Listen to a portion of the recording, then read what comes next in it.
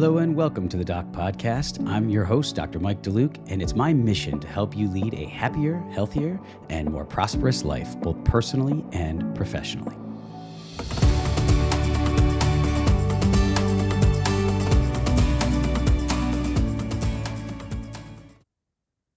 Hello and welcome to this episode of the Doc Podcast. Today I have a very special guest with me, appearing all the way from Australia. Dr. Shereen Lim is a Perth-based dentist with a postgraduate diploma in dental sleep medicine from the University of Western Australia. She's been involved in the team management of snoring and obstructive sleep apnea for over a decade. Dr. Lim is dedicated to promoting airway health from infancy as an alternative approach to minimize the development of the many problems that result from pediatric sleep-disordered breathing and obstructive sleep apnea. She's also the author of an amazing and very well-written book titled Breathe, Sleep, Thrive. Discover how airway health can unlock your child's greater health, learning, and potential. And I will be sure to put a link to her book, how you can purchase it, in the show notes. Her work in private practice is restricted to tongue tie management from infancy to adulthood, early interceptive orthodontics, and myofunctional therapy. So with that, I would like to welcome Shereen Lim to the show. Welcome to the Doc Podcast, Shereen. Excellent. Thanks so much for having me, Mike. Really appreciate your passion in getting this message out and so glad to be a part of it. Oh, well, you're welcome and thank you. I think it's awesome. This is one of the many benefits of technology is that we can hop on this call together from kind of across the world. So that is so cool. And I also think it's pretty cool that even though we're on kind of opposite sides of the globe here, we have such a shared passion and shared interest. And can come together and discuss that for the benefit of everybody around the world. So to start out, just tell me a little bit more about you, your background, kind of how you got to this point in your life and your career, if you don't mind. Yeah, so I am a general dentist in private practice. And over a decade ago, it was my husband's snoring that really frustrated me. And it was affecting my own sleep. So I did a lot of research about mandibular advancement devices. Okay. And I became one of Australia's first dentists to complete a graduate diploma in dental sleep medicine to become qualified in the team management for adults with snoring and obstructive sleep apnea. Cool. But what I then started to realize is that we're actually offering a Band-Aid solution for poor craniofacial development. And I wanted to know how we don't intervene earlier. So during the course, I came across Dr. Krishnan Gimino's work on palate expansion, how when we widen the top jaw, we can actually get improvements in sleep and breathing. And it made a lot of sense to me. Why don't we do this? Why are we waiting till age 12 for braces, taking out teeth quite often, and not really dealing with the underlying jaw development problem? So that's how I got on that whole trajectory of learning about early orthodontic treatment and intervening for young children. And then I actually started to realize that early interceptive orthodontics around the age of 8 years, we're actually missing the peak growth development, which is in the first 6 years of life. So we need to look deeper at what are the root causes of poor jaw development and try to address those early on, as well as optimizing growth and development in those early years of life when children need good quality sleep. That's so true. Couldn't agree more. And it's very consistent across probably every guest I've interviewed on the podcast and every colleague I've spoken with who shares the passion that we share. There is some personal tie to this that got us, you with your husband. We've talked with Stacey Ochoa and she talked about with her dad and then her own kids and myself with my own issues with my airway and sinuses when I was younger. And so I think it's something in us that we go through these struggles and then we start to think about things a little differently. And then we can't help but look at our patients and say, wait a minute, maybe there's things I could do that could help them so they don't have to suffer through these things that the way I did. So that's great. And obviously it's created a passion in you. And having young children as well at that time, thinking, oh, I don't want my children to go down this path. Yep. There are things that can be done. Why do we need to wait? Why do we have to wait till age 12 to apply braces? How come we can't treat earlier? Didn't want my children to go down that path. And it's quite difficult often to get a child in for early interceptive orthodontics. Quite often you have that appointment and then it's a watch and wait, come every year. We'll just wait for further growth. And I didn't want that for my own children. So that was another part of my motivation as well. Yeah, that is something I battle as an orthodontist, that dogma. I talk about it when I lecture. And I talk about it in articles I've published, that it's strong. And I think we could debate as for a long time about the genesis of it and why it is, but it is. And it's very pervasive. And unfortunately, in orthodontic residencies across America, at least I can speak for, that I've had interactions with and taught in, it's just not something that's really discussed. And not only airway, but just interceptive treatment being more aggressive on and acknowledging that there's a huge role that interceptive treatment can play. And as Stacy and I have talked about in some of our episodes, I mean, it goes back 100 years. We've known that if we get at these young faces when they're really young, we can do things with them that not only are easier, are more effective, less invasive, but will be preventative and will be more well care, proactive care versus reactive care. So I'm excited to kind of talk to you about a lot more about that. Before we do, just take a minute. I've got your book here. It is awesome. Breathe, Sleep, Thrive, for anybody who wants to pick up a copy. It is well worth it. It is really well done. I was saying to Shereen as we were talking prior to the episode that I thoroughly enjoyed it. But it is really, what's really neat about it is it's written from a perspective that a layperson can understand as well. But it has a ton of references. I looked; it's almost 200 references that you put into this book, and really, really quality references as well, from both the medical and the dental literature, which I thought was just phenomenal. And you wrote it in a way that a parent could pick it up and a parent could read it and understand it, yet it's also very scientific. So tell me a little bit more about your journey with your book. Yeah, so when I started to learn early interceptive orthodontics and wanted to be able to offer it into the practice, during the regular active maintenance or routine dental appointments, to try to convey all this information to parents is pretty overwhelming, especially because we've participated in referring patients for the orthodontist, watchful waiting, and then helping to take out the teeth at age 12 for other siblings. How do we kind of tell parents we want to try something different and what are the full impacts? It's not an easy conversation. So I wanted to put it all together and have something that parents could take home and digest properly. It was actually a 6-year process. 6 years. I believe it. It's Yeah. that in depth that I am not surprised.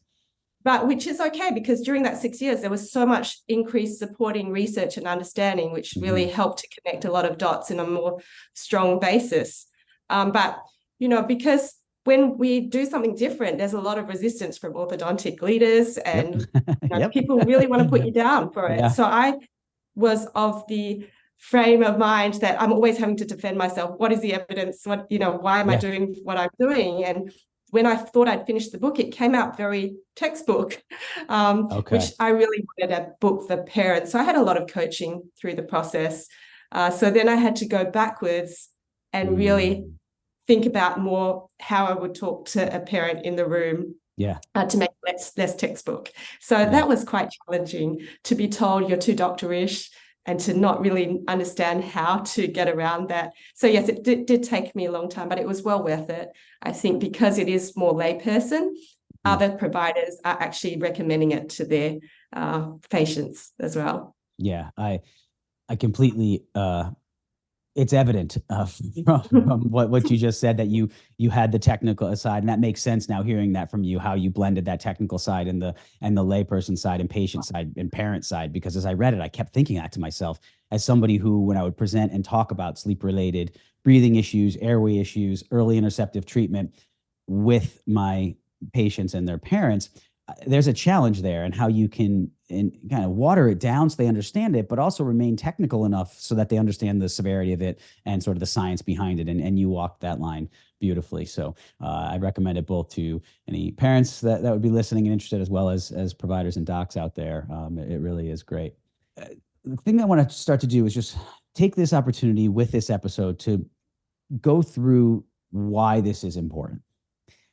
We talk a lot about this in our profession, in our professional circles. We debate it, whether or not there's validity in treating these cases young, how young to treat them, what you're really looking for, whether a dentist, orthodontist, physician should be the one making the detection of the symptoms and signs and diagnostics or treatment plans and so forth. So there's all these opinions coming in, and I'm really working hard with this platform to kind of distill that down. So I want to just take a moment to go first before we start diving into some things like the importance of nasal breathing, why mouth breathing can be a significant problem, and the associated comorbidities and issues. One thing I think it's really important to clarify, and I see this all the time when I talk to colleagues about it, when I teach residents about it, certainly when you talk to parents, the difference between sleep disordered breathing and obstructive sleep apnea, of which is OSA is kind of a parameter within the spectrum of sleep disordered breathing. Take a moment, if you would, to talk about your thoughts on that, and whether you found the same thing, that there's kind of everybody conflates the two, and they think that any breathing disorder or any orthodontist who's dealing with breathing or dentist is thinking of it as, oh, you're treating obstructive sleep apnea, you're diagnosing obstructive sleep apnea, instead of the conversation of, no, we're actually looking for sleep disordered breathing or sleep related breathing disorders. Talk to me a little bit about your thoughts on that.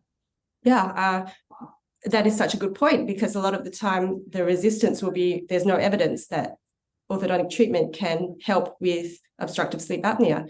But obstructive sleep apnea is an end stage disease. Right. It's characterized by prolonged pauses in breathing, and you have to meet a certain number for a child, 1 per hour of sleep. But the thing is, with children don't tend to get obstructive sleep apnea because the sympathetic nervous system is quite active and very responsive to any time there is a limitation of airflow. So children will tend to react whenever there's that obstruction. They will toss and turn and grind their teeth and keep moving around just to do anything that they can to keep their airway open. So they may not necessarily be getting pauses in the breathing and the oxygen deprivation, but they're getting very restless and fragmented sleep. It's very non-restorative. And the symptoms that those children are getting is actually quite similar to obstructive sleep apnea. There is very similar presentation.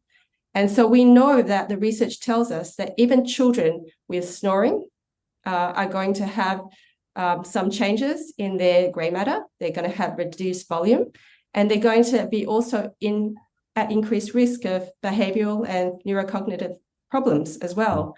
And it's not just snoring, it's all the way back to mouth breathing. So problems really begin when mouth breathing starts. Yes, I'm glad you said that. And so we know with the Karen Bonnock study of 11,000 children, that even mouth breathing within those first few years of life, it may be linked to irreversible increases in risk of behavioral problems. And so recently there was a study on ADHD type symptoms in mouth breathing children. So we're not even examining obstructive sleep apnea or snoring, it's mouth breathing alone. There's a high prevalence of ADHD type symptoms. And so when we're really going by the numbers alone, what we're really missing is parents. What are their problems or concerns with their child? Right. So, in the practice, we see parents, they've had adenoids and tonsils removed, but their child is still snoring or still teeth grinding, still mouth breathing. What are we going to do for those children? Because they're not functioning. Their behavior, their emotional regulation is not great. Bedwetting, really, it's creating a lot of problems for families. Like children, they're having to walk around on eggshells. They really know that their child is not functioning to the best of their ability, and it's really affecting their day, time management. So we can't just look at the numbers. We have to really listen to our patients and really understand that obstructive sleep apnea is an end-stage problem. And if we want to help children go well, we really need to address those symptoms and try to go for health, which is nasal breathing being a very key part of good health and good sleep. Well said. Well said. And in a moment, I want to get in more to the nasal breathing side of things and how that translates to the importance of it and how that translates to good health and good sleep, or I guess say good sleep and good health. Polysomnography. So my opinion on that, and then I want to hear your take. And again, I say this when I lecture and teach. In other podcast episodes, I've addressed some of this, but the parameters were developed. So it is the gold standard for detecting obstructive sleep apnea, right? I think we all agree that is kind of in adults. That is the standard for adults. We can debate about how those standards were set and the population that they examined for that. But ultimately, that's what's used today in medicine to make a diagnosis of obstructive sleep apnea. But what you're saying, if I'm hearing you correctly, and what my thoughts on it are as well, and I concur, is to extrapolate the adult data, which is my knowledge is as always, I haven't seen anything that says that that's not what happened, that there are no clinical trial studies that I know of that said they actually examined the parameters that they use now for kids. Like you said, one episode to 5 or whatever it is mild. And it's basically just a third, I think, almost of the adult parameters ish, half to a third of the episodes of apneas and hypopneas per hour of sleep. But like you said, you have to have cessation of breathing for at least 10 seconds or more, right? You have to have these long pauses and stops. And based on the sympathetic nervous system of the pediatric patient, they react differently when that airway is obstructed and when the oxygen is shut off to the brain. So we're really kind of missing the boat. And like you said, number one, I completely agree. OSA anyway is end stage disease. Like that's a huge part of it just to begin with.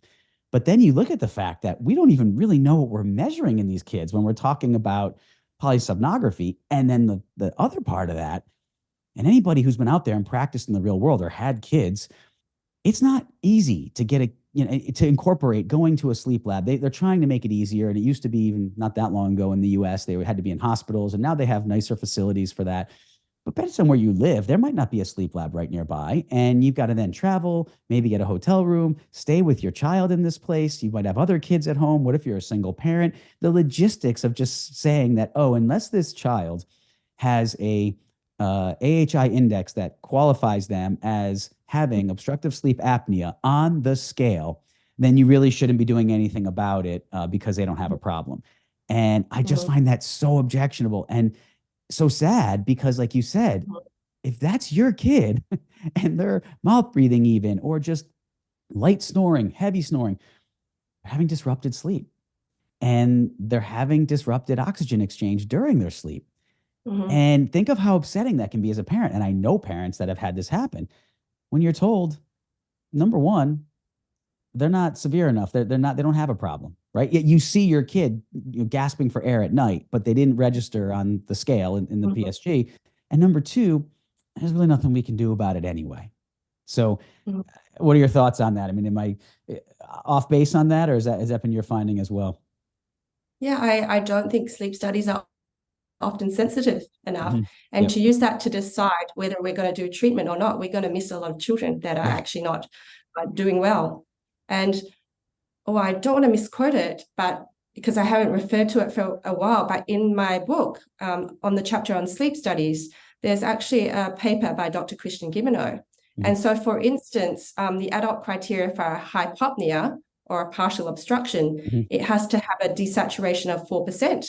But Dr. Christian Gimeno found that children are more sensitive to this disturbed breathing. And so he developed the Stanford criteria. So children have to reach 3%, not 4% desaturation. And so I think out of the 99 children in this, I think only barely any of them had a diagnosis of obstructive sleep apnea. But then when he used his own sensitive criteria, all of them did. And all of them had adenosine tonsillectomy.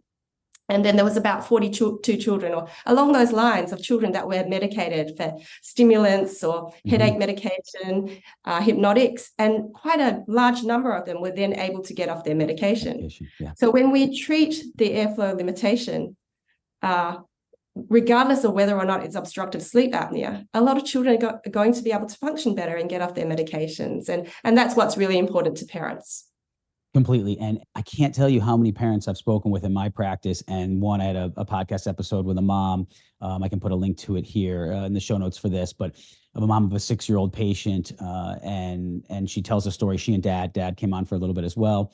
Dad's a certified registered nurse anesthetist and understands airway better than probably a lot of dental and orthodontic practitioners. And exactly what you said. I mean, the helplessness that they feel, the issues these children are having, which we're going to get a lot more into and dive deeper into, but the ability to take them off their meds. I heard it all the time that the parents, and she's saying it literally on camera, saying like, this is what happened. Like 3-4 months in, all of a sudden I had a different kid and we're off the meds, and the ENT's like, how did this happen?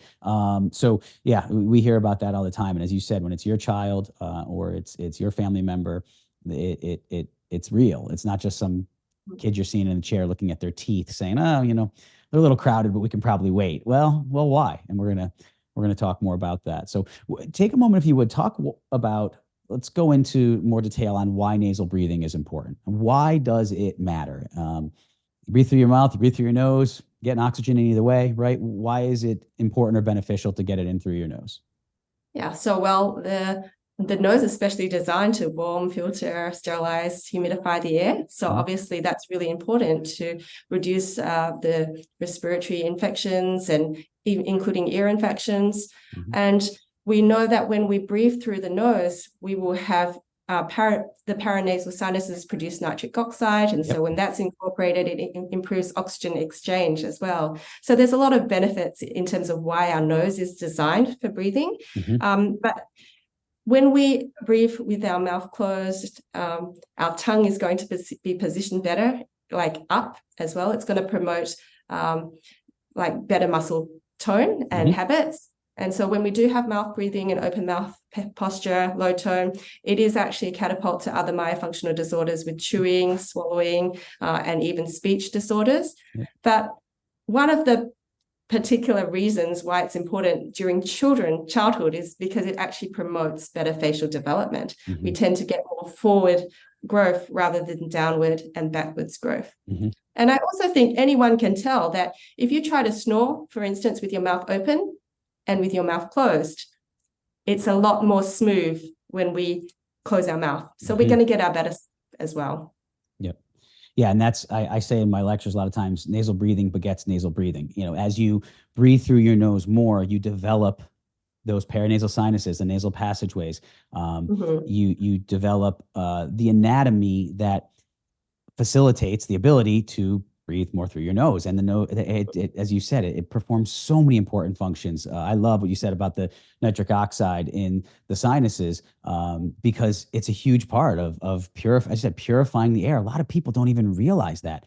Conversely, you open your mouth to breathe. And as somebody who battled sinus problems, maybe again, where I started to learn more of this earlier before I even knew I was really going to be applying this to my patients. But whenever I would have a sinus infection or be obstructive, boy, if it wasn't then that asthma symptoms and respiratory distress started to set in, right? Why? I'm breathing, my problem is allergies. I'm breathing all of this unfiltered, unpurified air into your lungs, and you're already reacting to the allergies. That's why your sinuses have problems, and now your lungs are reacting. So the physiology and the pathophysiology are very clear on this. And again, I think it's so great that you call attention to it, both to the parents and to the docs out there, because a lot aren't aware of it. A lot of dental providers, I know with 110% certainty, they are simply not aware of it. So so I think that's a great explanation. Let's talk as well about some of the things that obstruct it. So go into a few, if you would, of how that process starts, where people go from being, some of the ways, there's many, obviously, that they go from being nose breathers to being mouth breathers. Yeah. So I think that allergies play an important role. If there's a lot of congestion and we don't address that, we can develop the habit of keeping our mouth open and nasal disuse. When we breathe through our nose is clearer. But if we develop that habit of mouth breathing, we're going to get that perception of more nasal congestion and obstruction. So that can become a pattern. Also, when we have, for instance, babies, when they have their mouth open, if that is not really addressed, we know that they're probably going to become a mouth breather in that first year of life as well. So the muscles play an important role. From infancy, if we have good tongue to palate suction, or that seal, mechanically, it's easier to just close your mouth, and it prevents mouth breathing when we have that good tongue to palate seal. So when we have a lower tongue posture, for instance, sometimes with tongue ties or low muscle tone, or we are going to tend to have that open mouth posture. The other thing is high palate. If we have a high palate, that is increased resistance to nasal breathing. And so when we have, I see a lot of infants for tongue tie release. Sometimes I can see they've got a very high arch palate. I know that child's on that trajectory where they're going to have mouth breathing, adenoids, tonsils, ear problems. So I think that it is very important to recognize that the palate plays a very very important structural role in nasal breathing. And if that's really underdeveloped, or there's some degree of underdevelopment, it's linked to having limitation of airflow to some degree, and not to overlook that. Because when we want to restore nasal breathing, palate expansion is very effective to help remove the nasal airway, reduce the resistance, and then give that child the capacity to relearn that. Yeah, and that's that vicious cycle. The things that you said are so interrelated and interconnected, right? The palate's high and vaulted, well, then the tongue is going to have a more inferior tongue posture and fall more posteriorly when they're lying down supine.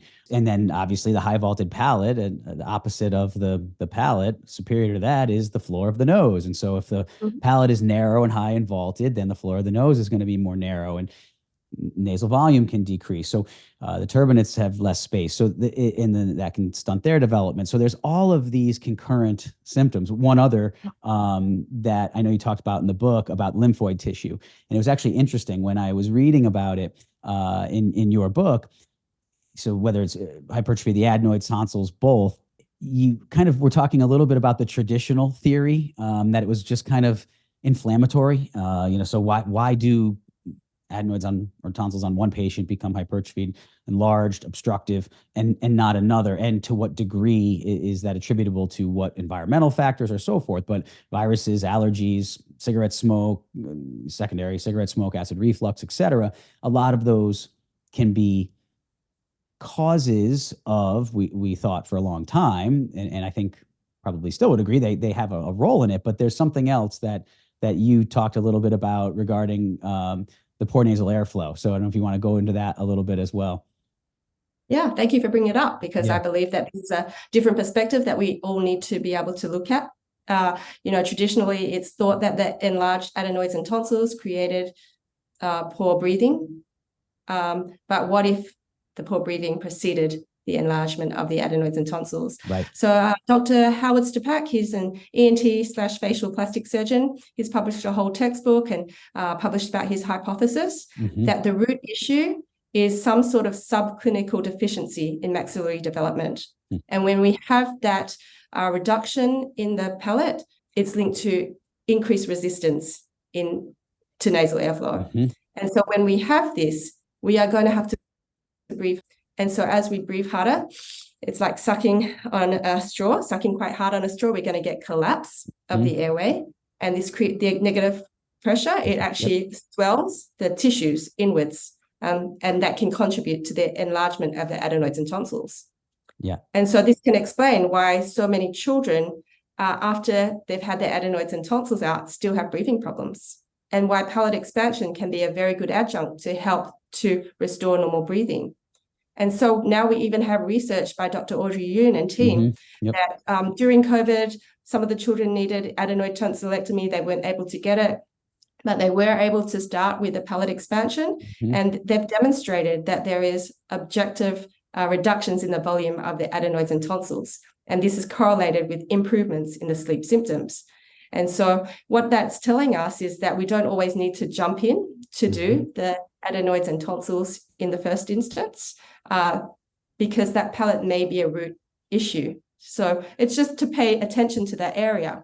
Now, the other thing that I think that we shouldn't overlook as well is when we breathe hard and we get those negative pressures, there's a lot of reflux. Children are having a lot of airway reflux where their stomach contents may aerosolize into their throat, and that could actually also lead to the irritation and the enlargement of adenoids and tonsils. So I'm looking really closely when I look at the occlusal photos of children and we scroll in, we can really see a lot of erosion in these children. And some of these children, when we ask the parents, yes, they may be throat clearing or chronic cough, nasal drip. Some children will have spew burps. They can actually taste some vomit and they sort of swallow it down. And I think that's really overlooked. A lot of children having multiple decays, lots of decays, and parents are saying that the diet's not really bad. There's this presence of acid inside the mouth. And that when we have teeth grinding, it's a strong red flag for breathing disturbance. Mm-hmm. But enamel being so strong, why are we seeing significant tooth wear of that enamel? Yes, I think that acid reflux plays a role. And I think it comes down to that increased resistance in nasal airflow from that maxilla being underdeveloped. And that can contribute to adenoids and tonsil irritation as well. So I do think that we need to be paying more attention to it and really recognizing that this palate, we need to address it. Yeah, and that's such an Research interesting. supports that. Sorry, what was that? Oh yeah, the research supports that adenoid tonsillectomy is not curative. Right. Many children persist with their mouth breathing. And I saw those all the time in practice where they would come in and they would say, actually, one of the ones that was in the OrthoTown article that I published, part 2, dad is a physician and patient had her tonsils and adenoids removed, and dad could not figure out why this child was still snoring. And he's like, it improved. And you hear this all the time. It gets better right away. They kind of get this nice rebound effect from it because obviously this obstruction's relieved. So you hear parents say, for a few months, it was great. And all of a sudden, we're like, geez, they're snoring again. And some of the signs and symptoms of that were coming back. Well, this dad, when he, after I went in and I said, okay, well, let's see what we can do. And we went in and there was a little, there was definitely some regrowth of the adenoids. And it was a little, her nasopharyngeal airway was a little bit obstructed. She was super narrow, those classic V-shaped arches and really narrow, insufficient tongue space. We went in, we helped her grow, we expanded her arches. And next thing you know, within 6 months, she's breathing soundly through her nose. And dad, a physician, was just in disbelief. He's like, wait a minute. And he was one of the people, those stories are what motivated me to really go into the teaching side of this all in, because they just kept saying, why are you the only orthodontist doing this? Why isn't anybody else seeing this and talking like this and doing this? And I said, it's just, I don't know. But I decided, it's going to be my mission to try to change that. So it's such a good point. And that's a great point about the reflux and these other irritants that are there. And it's funny that in the podcast with Stacy, I talked about the Holtzman article from 1929, I believe it was, where he talked about the positive airway pressure that you get this sort of pressure system built by the tongue suctioning to the roof of the mouth, and then the air coming in through the nose and creating this pressure that can help keep the nasal passageways patent, as well as minimize overgrowth of lymphoid tissue. Like we're 100 years later and we're still arguing that this is actually a thing. You say it to a lot of orthodontists, they're like, there's no way. So that ties obviously into the palatal side of it as well. And the expansion side. And one of the other things I want to hit on, I know, again, you talked about it in the book, but the allergic rhinitis component, just how prevalent that is now. I mean, it's huge. And there's a study that I'll quote a lot of times. It was done in 2019. It was 544 children. They were 3 years to 10 years of age. They found that the prevalence of turbinate hypertrophy in children with allergic rhinitis was 81%. So we find that these kids that have allergic rhinitis, and actually in your book, you quoted another study I like with the Institute for Allergy and Asthma, that that 40% of all children are suffering from allergic rhinitis. So you've got almost half of the kids have some sort of allergic response in their nasal passageways.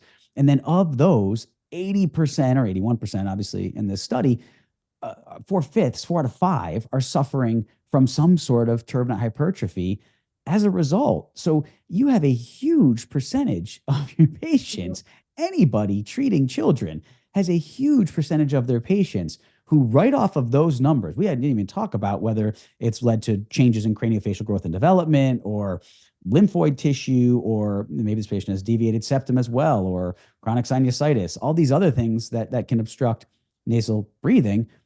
That's just allergic rhinitis, turbinate hypertrophy secondary to allergic rhinitis. So the fact that we as dentists and orthodontists are kind of putting our heads in the sand on that a little bit as a profession and saying, well, that's not really our area. No, it is. I had an attorney on the podcast, Eric Plumas, a little while back, and we were talking about cone beams and whether we should be taking them or not. And he clearly said it is our area is, sort of from forehead, top of forehead to under the neck. Like that is our area, all of it. And we have the our license gives us the right and the responsibility to look in that entire area. And I think that's part of the reason why some people shy away from 3D imaging, because obviously the radiation levels have gotten so low now. Because I don't know, sometimes it's just, and I don't mean this to be critical of colleagues, but I just really feel it's the case in talking to people. It's easier not to see it and kind of almost act like it's not there, than to know it's there. Because once you know it's there, I had an oral surgery colleague of mine, when I was in upstate New York practicing, that said, once you see airway, you can't unsee it. And I just love that, because it is so true. I've never met anybody who Yeah. really sees it and saw what Mhm. they were able to do in these kids and how they could help Mhm. them and their families that could Mhm. ever unsee it. And Mhm. yet I know a lot of people who refuse to see it. And those are Mhm. the people that tend to kind of keep blinders on, in regards to it. So, anything else you want to add into that before we kind of get more into the consequences of mouth breathing and what it leads to? Yeah, no, allergies. There was one large study Brazilian study on mouth breathing children, and several hundred of them, and they actually found the most common cause was allergies. Yeah. For nasal, for mouth breathing. It wasn't, in contrast, deviated septums. There weren't any that were truly obstructive. Adenoids and tonsils were a much lower percentage, but it Yep. was those allergies It's allergies. that were about 80%, the most common finding. So we know that palate expansion. I think that in the 1970s, there was some Perth research. In Perth, which is where I'm from, there was 2,000 children in the 70s that were expanded solely for the purpose of improving nasal breathing. A great study, It by was, the way. Yes. yeah, it wasn't even to do with whether or not the child had crossbite. Mm-hmm. 2,000 children in my community, yet we have not really progressed that. And they've published 310 consecutive cases.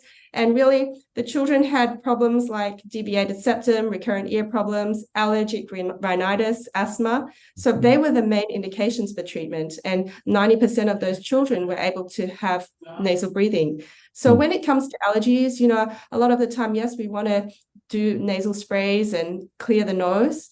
But I also think that let's not overlook palate expansion as an intervention to help restore nasal breathing. I think that's one of the really key messages from it. And I think earlier when you were speaking, the other thing that I was thinking about was my daughter, listening to the parents and the concerns. She had adenotonsillectomy, which kind of helped with it. She didn't have to come into the room in the middle of the night with unexplained awakenings. So that was one thing that resolved. But bedwetting, she was still bedwet, still had teeth grinding. She was getting at age 6 a little bit self-conscious about having to get the pull-ups at the shops as well. And so I knew she wasn't getting a good sleep. And so at that time, she was my youngest child that I did pelvic expansion for. So at age 6, a bit fearful, I just thought, I'm going to do it. Because what's the difference between a 7 to 8-year-old and a 6-year-old? And her palate, it wasn't even particularly gutter. It was pretty not super high, but I did it. And yes, that was a thing that actually helped eliminate the teeth grinding. And there is research to suggest that can actually help for teeth grinding. So I think, that is really one thing that got me starting to think about it. Why does there have to be a cutoff age? Yeah. And I agree. So we want children to function well in those earliest years of life, because that's when all the risks are occurring.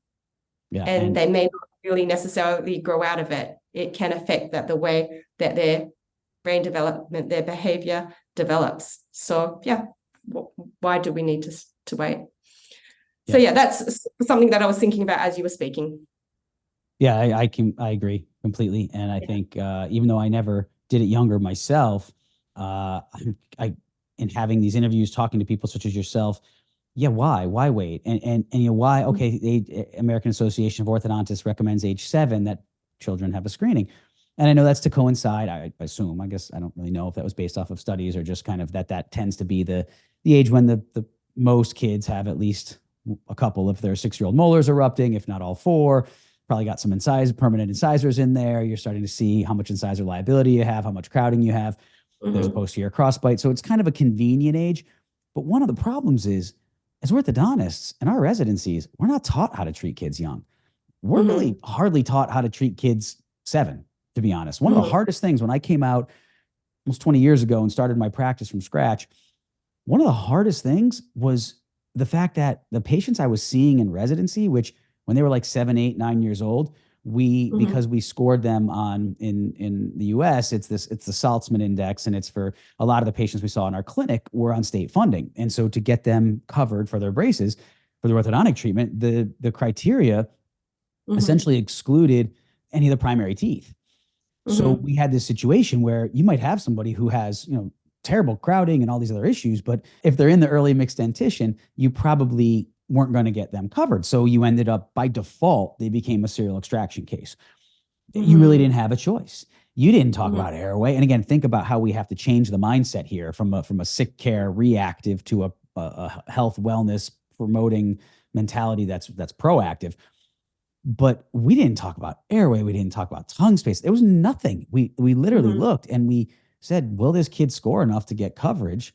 No. Okay. Let's start pulling teeth, because Medicaid would cover and state covered insurance would cover the extraction of however many teeth you needed pulled. So the system is set up that way in orthodontic education. A few residencies out there that I know of have a decent amount of interceptive treatment, but the vast majority have little to none. There's residents that come out that never did a phase 1. I know. I interviewed some to come into my practice as prospective docs to join me in practice. They never even did a phase 1. So then you tell these orthodontists, well, yeah, now we're going to start treating them even younger, maybe 3, 4. They don't even know how to treat a 7-year-old. And I don't mean that as an indictment or to be, harsh. It's kind of the reality of it. And I was there myself. It was the single hardest thing I had to do. Now, I was very fortunate that professor of mine, Fred Ferguson, at Stony Brook, where I did my dental school training, he was just amazing at teaching us how to handle children, and especially children with special needs. So I had developed skills in dental school, how to handle that age population. So I felt very comfortable pushing the envelope with younger kids and going and taking these kids even 6 or 7 and putting expanders in their mouths and so forth. But I know orthodontic colleagues, they have no desire to do it. It's very, the whole thought to them is just not what they want to do. They want to be doing braces on older kids. So that is a problem. It is definitely a problem. I definitely feel that, because even me being in that same shoes, I have treated or expanded children as young as 3.5 years. But, prior to being involved in this whole area, we had a practice where none of us wanted to see children, and parents would go, oh, can we bring our children in? And no one in our practice wanted to see children. It was just really cringy for the front office team to have to deal with. But yes, it does involve different ways and learning how to work with children and getting them on board. So I can totally appreciate it. It was scary to work with children in the past, but now I'm used to it. My problem isn't if an orthodontist or a dentist doesn't want to treat kids, fine. I'm not here to tell anybody how they should run their practice or what patients they need to treat. We all have the right to pick and choose the types of cases that we feel fit our skill set and our ability level best. Where I have the problem and draw the line is when people are very critical of those who do want to do it and find that they're able to have that change. And I really think it comes back to the referral patterns. I feel orthodontists, by and large, are very nervous that, especially if general practitioners and pediatric dentists start treating these kids younger, then they are never going to refer them to the orthodontist because they become your patient, not our patient. I don't have any evidence of that. It's just, I talk to a lot of colleagues. I keep my finger on the pulse of this profession. I've seen a lot in my 20 years of practice. And I just get a feeling that that's a big thing. So it's easier to kind of mock it and shun those who do it and try to label them as outcasts and outliers and not operating within the science, and there's not research and so forth.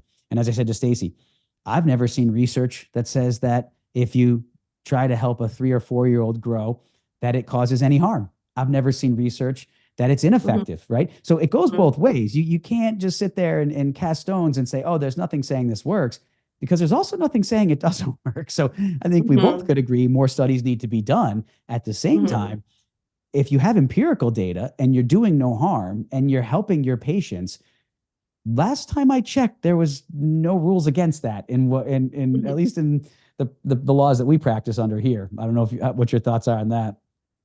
from some orthodontists, there may be some concern that they don't want children burning out. They don't want parents having to pay lots of money and then to need braces later on as well. But I actually think that if you gave parents the choice, if we do this now, we're going to involve maybe more treatment and more follow-up. But it may actually help with these current symptoms for the next few years. And they may still need braces. I cannot guarantee it. Yes. I think a lot of parents, if they're given the choice, they want to make their own decisions. That's such a great point. Yeah. Yeah, that is such a great point. And one we don't talk about enough, right? We talk about like, we know so much. It's our decision to make. It's our decision to educate the parent. And like you said, it's so important. I always did this. My treatment coordinators were trained to do this. We were very clear that performing this interceptive phase younger does not eliminate the need for a second phase. Now, does it sometimes? Yes. We would have parents say, is there a chance? Absolutely. But we can't predict that. But we are going to get the bones in the right place. And when it was an airway problem, we're going to work with the ENT, allergists, et cetera, to try to, the medical team to try to help this patient get their breathing issues resolved. And then we're going to wait and watch them grow. And they might need a second phase. So I think that's another big part of it. Educate them and let them decide. And I agree with you. I mean, parents' acceptance of interceptive treatment, especially on these kids that you detected these airway problems on. I mean, I don't, it certainly wasn't 100%, but it wasn't too far from it. I mean, most parents, if they have the means to do it, are going to do that because, like you said, you're helping their child. And I mean, as a parent myself, that what more do you want than that? And I think also there's, what I'm starting to understand and what I see when I treat children younger and younger, it's just not the airway and breathing problems. There's so many more benefits in that. So I use the BioBlock expander typically that has the cat wires that actually help control the arch form, not just the width. So there are beautiful facial changes. And like you said, sometimes it's that V shape we want to make U shape, right? To make more space for the tongue. And so what I'm also seeing is, well, we also know there's more and more research suggesting that malocclusion can contribute or is associated with speech problems. And so sometimes I see children that have had like 2-3 years of speech therapy, they've not gone anywhere. And then I do the palate expansion and I'm starting to video record. The way that they produce sounds is different when they have more tongue space. Wow, that's awesome that you're video recording that. Yeah, and even things like, can we get the teeth in the right position? Periodontally, is that better? Yeah. If we can get teeth erupting in the right position before the permanent teeth come through. So I kind of prefer 5.5 to 6 years. That's my optimal age to do palate expansion. But then if we understand what promotes good facial development, we need good tongue posture, tongue to palate suction, and nasal breathing. Palate expansion can help with both of those goals. So yes, I do think that there's a lot of reasons why we should consider early interceptive orthodontic treatment. And when it comes to people that say, should we watch for weight? Is there any evidence that it's vaccination against obstructive sleep apnea? That's the totally wrong question. I think that it's more than that. Yeah, I agree completely. And I think a couple of things you said that are so important. One is the tongue and making room for the tongue. And there was this sort of debate in one of our online Facebook groups recently over whether it happened to be an adult in this particular case, but why the transverse and whether the space you create for the tongue, whether that has any relevance to, in this case, they were talking about obstructive sleep apnea, but again, the conflation of terms. I mean, it could have just been sleep disordered breathing. But the point was this patient had a sleep-related breathing disorder and had 4 bis extracted as a child. And the orthodontist was asking about possibly expanding these arches to normalize the transverse relationship. And won't get into the details of whether they didn't get into the details actually of whether they were going to do the expansions of the maxilla surgically or with like a Markby type of approach, upright the lower teeth. But the point was they wanted to correct the transverse deficiency. And they were concerned and predicted, which would probably, I would agree with, they're going to open up some space. We know when we increase the transverse, there's a positive impact on arch perimeter. So they were kind of, the question was posed, well, what do I do about those spaces? Has anyone done this? I'd really not like to take the patient for 4 implants at that point. And oh my gosh, the gloves came off, and it was, what are you even talking about? Extraction doesn't cause airway problems, and if you expand, it's not going to do anything. This patient needs an MMA, a maxillary mandibular advancement, and there weren't even records posted. I mean, everybody, without even seeing the case, was like out for blood. So I put a couple comments in, just like, wait, let's just, number one, be professional about this. Like, he's just posing a question. Let's just talk about this. And number two, the tongue space is hugely relevant in airway. And I went back and forth with a couple people a couple times, but their big thing is, it's not, there's no causation there. It's more of a correlation, and that's what the data says. So what are your thoughts on tongue position, tongue space, and sleep disordered breathing? Yeah, the tongue belongs lightly suctioned to the roof of the mouth, and that's a really good tone, impossible to mouth breathe. And why do we want the tongue toned? Because the bulk is the genioglossus, which is the most important upper airway dilator muscle. So when that works well, it's going to keep the throat open and stable during sleep. When it doesn't work well, we can compensate during the daytime, but it's that tone that's going to play out during sleep. So we need space for the tongue to fit. And even in children, when their mouth is too narrow and we make more room for the tongue, they can actually close their mouth better. So they can actually promote nasal breathing. Yes. But, your point about MMA surgery, yes, maybe they do need MMA surgery. But if you look at the work of Dr. Stanley Liu and his updates to the Stanford sleep surgical protocol, we should also be considering the palate as a stage 1 surgery if it's not well developed. And so we know, for instance, that when we develop the palate, we can actually improve nasal airflow, and that can alleviate obstructive sleep apnea, because when we can breathe better, we don't have to breathe so effortfully, and that can reduce the collapsibility of the airway. Yep. But Dr. Eric Fuller has also done some work using drug-induced sedation endoscopy, having a look at the patterns of airway collapse in OSA patients that have had failed treatments, including MMA surgery. And what is the common finding in those patients? It's a narrowed intermolar width. And those patients are going to have more base of tongue obstruction. So you kind of got to get that palate correct as a stage 1 procedure. That's exactly what I said, in terms of, I'm not saying the patient doesn't need MMA. I actually said that, and I said, haven't seen the records. I don't know. I said, but the patient could also be bimax protrusive and just incredibly narrow. And so why don't we fix and address the etiology? I mean, I was just stunned that people were saying, send this patient to an oral surgeon, MMA, and that's the end of it. And I mean, all these likes on that comment and mocking the people who thought differently. And I'm thinking, we don't even know what this patient looks like. Like you said, how can we ignore the transverse? How can we just say that an AP correction is going to solve this patient's problems? And as you said, maybe it's indicated. I mean, maybe they need that as well. However, the venom that was palpable from people who were suggesting anything but MMA, or that it was wrong, saying that it was wrong for this orthodontist to want to address the transverse and have a concern about the dental ramifications of that, which could likely be space. I was shocked by, because to me, it is very clear. Again, you highlight it well in your book and in what you just said. But I think we need to keep getting that message out, that treat the etiology. And that's where I actually said in my post, I said,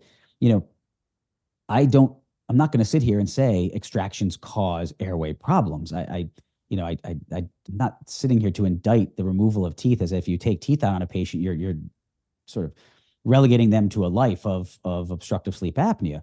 And I know no studies that have shown that. But it's a bit of a misleading statement. It's the Mark Twain lies, damn lies, and statistics. It's okay. No, you may not be causing the problem, but if they have the problem and they're narrow, and you solve it by extracting teeth, you're not fixing the etiology and the problem. Absolutely. Right. Yeah. I mean, and I don't think we talk about that way enough. No, because, there will never really be evidence to prove one way or another concretely that the extractions affected obstructive sleep apnea. But yeah, if they needed extractions, there's a very good chance that that palate or maxilla was underdeveloped, and we missed that boat. Yeah. And so even with the adults, when it comes to the surgery, exactly what you said, we need precision, and we need to do the least invasive procedures first. And so that's when we cannot dismiss treating the maxilla in isolation. And even if they need a stage 2 surgery or MMA, the results will be stable if we can get nasal breathing and the tongue to work well. Which I find completely in my interceptive treatment too. So many other things just naturally fall into place when you get tongue space and you develop those arches. And the stability is inherent. I mean, I used to retain, used meaning when I was practicing, but I would retain these cases, and I would retain these cases with upper and lower Essex C+. That's it. When I did, was later age, you're trying to do RPs when they're older and try to preserve that, and it wants to collapse, and Hollies and bulky appliances. And if they miss even a little bit of time, 6 months after you finished it, they're getting some collapse and the retainer doesn't fit, and they're getting collapsed because they miss some time. They come in and they try to put the retainer in and it's too wide. Whereas I found these other patients, even if they stop wearing the retainer, which because they were so minimally invasive, most of the kids were wearing them to bed and it wasn't an issue. But that arch form, they might have had some incisors might have moved a little bit. And I did this, or it was with braces and wires kind of in that 6 to 9 age range instead of using turnkey expanders, and developed those arches. And doing so, I saw these amazing broad arches, space for the tongue and so forth. And it just retained itself. It was, which, like you said, when you're not targeting the etiology and getting space for that tongue, the stability is never going to be there. Yeah. And I think that when we create that space early on, and that dysfunction, the oral dysfunction, is not so reinforced, it's easier for children to develop better muscle patterns that will promote the stability of the results. And I'm not sure, like I've seen it, but I'm not sure if you see it more being an orthodontist, where people do get the jaw surgery. And that's not even a fix either. Yes. Because you can get relapse of results and people are getting it done more than once. Can we not pay attention to this area? Yeah. And the facial changes. If you take somebody who's not mid-face deficient or retrognathic and we had one in my residency, was treated by a co-resident, and this patient ended up having major psychological issues after the surgery because of how different his face looked. He was an adult male, and he, we went through everything. I actually helped the resident work the case up, and we went through everything. He knew that this was potentially, we had just gotten Dolphin back then. Dolphin was a new thing, and the imaging, you could do the projections, and we showed kind of what it might look like.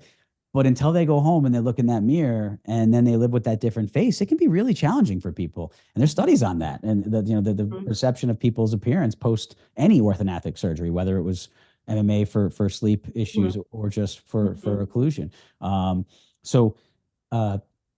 think we have to be careful of making sure that we're addressing the etiology. And back to one of your initial points, which was, if we can get at this when they're young and pliable, we're not even having this conversation. And I get that I'm not applying that to all the adults out there now. I'm saying if we don't start to take this approach at some point, then we're going to keep having a fight over what's the best surgery for these patients who are suffering and are maybe CPAP intolerant and have other issues or can't tolerate an oral appliance and so forth, and just putting Band-Aids on it, as opposed to saying, well, when are we just going to throw our hands up and say, we really can't do anything about this. If they have crowding, take teeth out. OSA is what it is, and sleep-related breathing disorders are what they are, and the orthodontist, the dentist, can't do anything about it.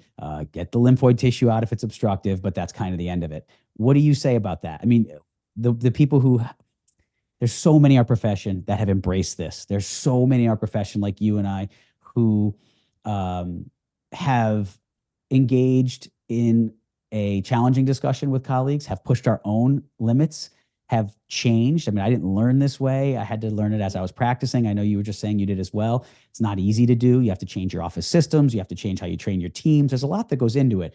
And I've been shocked at just how many, as I'm doing this more in our profession, agree with us. There's also a lot of people on the other side who are just absolute, this is black and white, and there's no place for the dentist or orthodontist in this arena.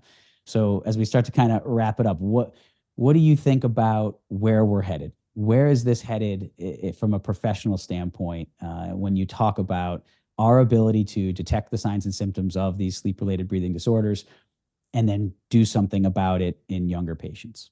Yeah, I'm very hopeful for a very positive change in the future. I think, I've been promoting this thinking for a long time, and ostracized, and people try to intimidate you, but like I feel like now there's so many more people on the same page, and so I feel very positive for it. Even being able to have conversations with orthodontists like yourself, it just doesn't happen for me back home. So yeah, I think that it's harder and harder to ignore. Those people will get left behind. There's more people that want to know more to help their patients, and they're the people that I'm going to focus on, and really educating the public as well. The public have concerns, people aren't listening to them, and so the book has proved pretty popular. People are finding that it's connecting a lot of dots and empowering them to ask better questions and seek different providers. So yeah, I feel pretty good about it. The research is growing, more attention to it. So it's going to happen. And thank you to you for your podcast and bring more and more people on board. The people that are interested to learn more, we're going to get that information out there for them. Oh, you're welcome. And thank you for that. And I agree. I have people reach out to me. They're optimistic. They're relieved that people such as yourself are talking about this, and they have really selected the naysayers have by like you said, the negative comments and the sort of stones that have gotten cast, the arrows in the back, whatever the case might be, or all the above, have really selected a pretty tough group of us. Those of a pretty resilient group now that are talking about this openly and not afraid of the consequences, because we know what it's done for our patients. We know what it can do for our patients in our profession. And I almost look at the ones that are so against it, and I'm honestly, it's not anger. I feel kind of bad for them. I'm sad that I know what it did for me emotionally to change my patients' lives the way it did when I started approaching my treatment this way. And I practiced for a good number of years without doing this. So I know both. And I really feel sad for anybody who doesn't get that opportunity to have a parent literally just break down in tears of joy that you are the first one that has actually figured out why their kid is still wetting the bed. And again, I want to be very careful. It's not like I'm saying, diagnosing that if a child has nocturnal enuresis, that it's always that you expand them and it goes away. I mean, that's, again, the things people try to put on us. That's not it at all. The point is with disjointed sleep, there is a higher incidence of nocturnal enuresis. That's inclusive in the data. And if you improve their sleep, of which figuring out their sleep-related breathing disorder, working with your medical colleagues as needed, and developing normal arch forms and space for the tongue and promoting nasal breathing, you see that and many other things get better in these patients and then the families' lives. And it is so rewarding. And it's why I'm so passionate about it. I can't thank you enough for being on the podcast, sharing so openly, being an early advocate for this and taking a lot of arrows and staying tough and strong. And then through that, having the courage and confidence to write an amazing book.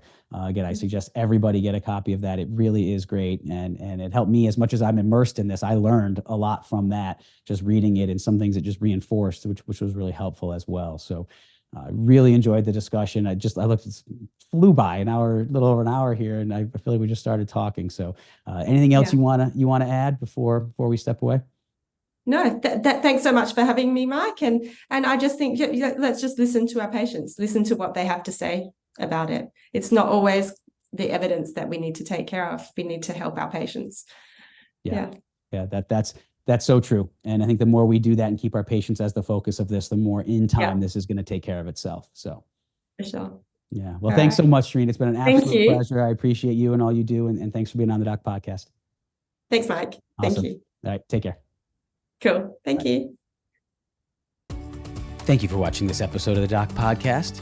Be sure to visit theorthocoach.com to get access to ADA CERP recognized CE courses or to schedule a private one-on-one coaching session with me.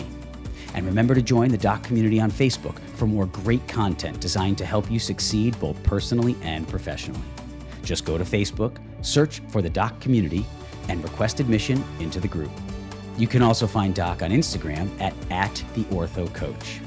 And always remember, you have been blessed with the ability to do amazing things.